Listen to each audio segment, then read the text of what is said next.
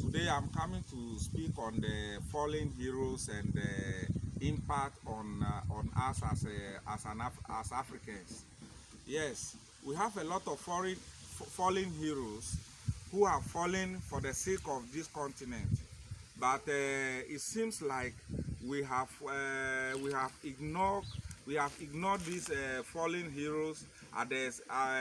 We are cherishing our imperial masters instead of our fallen heroes. Let me mention a few of these fallen heroes. A person in the somebody like Dr. Kwame Nkrumah, Thomas Sankara, Julius Nyerere, Jomo Kenyatta, Patrice Lumumba, and a few of them, Oliver Tambo, Nelson Mandela, Desmond Tutu, and a whole lot of people, Steve Biko. Even Steve Biko, before I proceed, I will give you a quote by Steve Biko. He said, the major weapon of the oppressor is the mind of the oppressed. That is what I want to, the reason why I'm speaking on this very particular quote is that our minds has been hijacked. The minds of us as a race has been hijacked. We cannot even see clearly. We cannot even think clearly. We cannot even come to a reasonable conclusion whenever we say we are thinking. We have a lot of blocks when it comes to the African continent. But I want you to tell me how reasonable or what kind of reasonable conclusion or decision have they ever thinking or have they ever arrived at? No, nothing. West African Economic or ECOWAS, they said they wanted to come out with a single currency long time ago. Up to today, it has not worked. We have the Southern African people, we have that block. Whatever they are doing, nobody can see anything. We really have to start thinking and ask ourselves critical thinkings, critical questions. Our minds is under a very serious attack from three elements. One, religion. Two, the political system that has been thrown at us. Then three, the educational system. You go to school and you are predominantly learning about somebody who is very far away from you. We learn about foreign heroes and we don't even learn about our own. If you open the Bible, everybody you are learning about is very far away from you. From here to Israel will be around 10,000 kilometers. At 10,000 to 12,000 kilometers. At the end of the day, these are some of the things we learn about. Everybody wants to name his or her son James, Peter, Paul, Queen Elizabeth, and those stuff, so that they will become like the Queen. But we have a lot of Elizabeth who are on the street. They have not become like the Queen. We have a lot of James who are on the street. They have not become like James in the Bible. We have a lot of people who they have been named Listowel. A lot of powerful names, but they have not become like the Listowells and the Elizabeth and the George and the Prince and things. People are called Prince. They are in prison today. So it is not about that. It is about what is inside you. We have to come to full realization of ourselves that no, we have to stop this foreign invasion. Our minds have been invaded some time ago. But are you telling me we have to continue in this mediocrity, or we have to wake up from the slumber and the dungeon and the slums that we find ourselves today?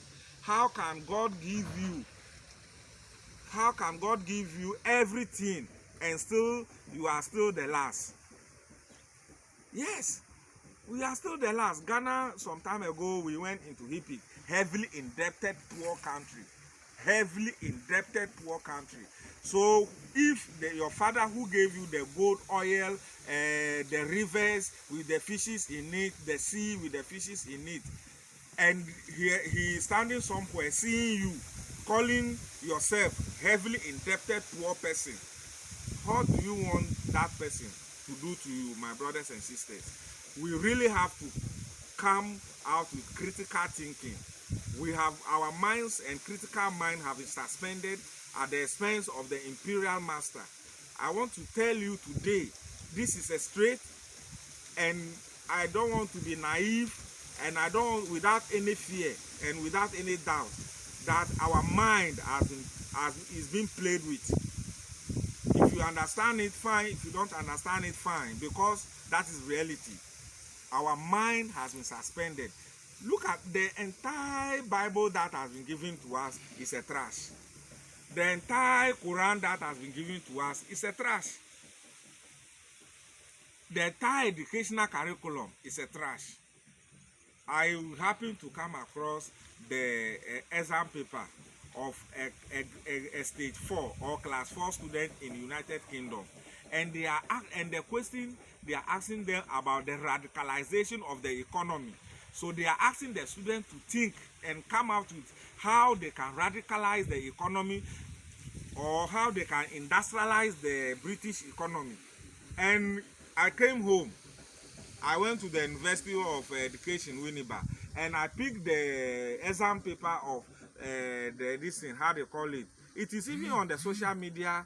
Everybody is looking at it, and they think it's a joke. It is not a joke. It is something that have to make you cry within your heart. You have to make you weep within you. You have to be saddened by such an incident that somebody who said he has got to university only to go and learn about the parts of the shoe, that he is going to wear. What about that? Somebody is learning how to put up a factory to produce those shoes in quantity, in numbers, so that they can use some and export the rest and get a foreign earning. You have sent your word to the university to go and learn about the parts of the shoe that has been created by somebody. Are we not practicing madness and naivety and mediocrity? Yes. So there is, everything is wrong with us. So it is, we are not cherishing our fallen heroes. We are not cherishing them. Today, all the religions on the African soil is always, they are always putting the foreign person in front of the religion.